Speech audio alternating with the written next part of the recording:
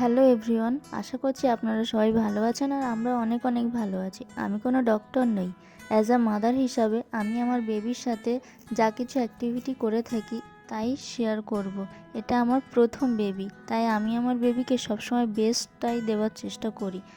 Tummy time কি? Tummy time হলো কোনো ফ্ল্যাট জায়গায় পেটের উপরে ভর করে বেবিকে উপর করে শোয়ানোকেই টামি টাইম বলা হয়। সব বেবিকেই নিয়মিতভাবে টামি টাইম দেওয়া উচিত। শিশুর যখন 2 মাস বয়স থাকে তখন থেকেই টামি টাইম দেওয়া যায়। তার আগে থেকেই যদি দেওয়ার চেষ্টা করেন তাহলে বাবা মায়ের বুকের উপরে সেটা করাতে পারেন। টামি টাইম যে কোনো সময় হতে পারে, কিন্তু খাওয়ার সাথে সাথেই দেওয়াটা ঠিক নয়, কারণ তাহলে বেবির কষ্ট হতে পারে আর দুধ তুলে দিতে পারে। ছোট্ট বেবিকে প্রথমবার যখন টামি টাইম দেবেন তখন খুব কম সময়ের জন্য দিতে হবে।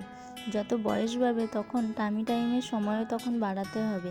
টামি টাইমের সময় পাশ থেকে কখনোই চলে যাওয়াটা ঠিক নয়, কারণ বেবির ঘাড় উঁচু করতে না পারলে তখন যদি মুখটা বিছানায় লেগে থাকে তাহলে কিন্তু সে শ্বাস নিতে পারবে না, অসুবিধা হবে। টামি টাইমের সময় পাশে বসে থেকে সবসময় বেবির সাথে কথা বলুন, সে কি রেসপন্স করছে সেটা দেখার চেষ্টা করুন।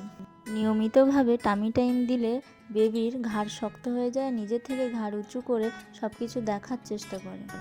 নিয়মিত বেবিকে টামি টাইম দিলে বেবি তাড়াতাড়ি উপর হতে শিখে যায়। টামি টাইম এক প্রকার ব্যায়ামও বলা যেতে পারে। বেবি যখন ঘুমায় তখন কখনোই টামি টাইম দিতে নেই। টামি টাইম বেবির পেটের গ্যাস রিলিভ করতেও সাহায্য করে। সবথেকে ভালো হয় যখন তেল মালিশ করা হয় তখন বেবিকে টামি টাইম দিলে ভালো অ্যাক্টিভিটি করে, প্লে করে।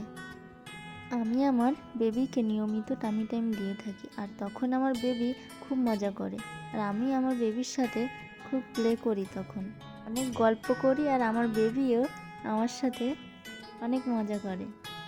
ছোট বেবিদের পেটে গ্যাস হওয়ার সমস্যা থাকে, তাই নিয়মিত টামি টাইম দিলে গ্যাস থেকে রিলিফ পাবে আর বেবি অনেকটাই সুস্থ থাকবে, প্লে করবে, মজা করবে আপনার সাথে। আমি একজন হাউস ওয়াইফ, বাড়ির কাজ করেও আমি আমার বেবিকে সময় দিয়ে থাকি।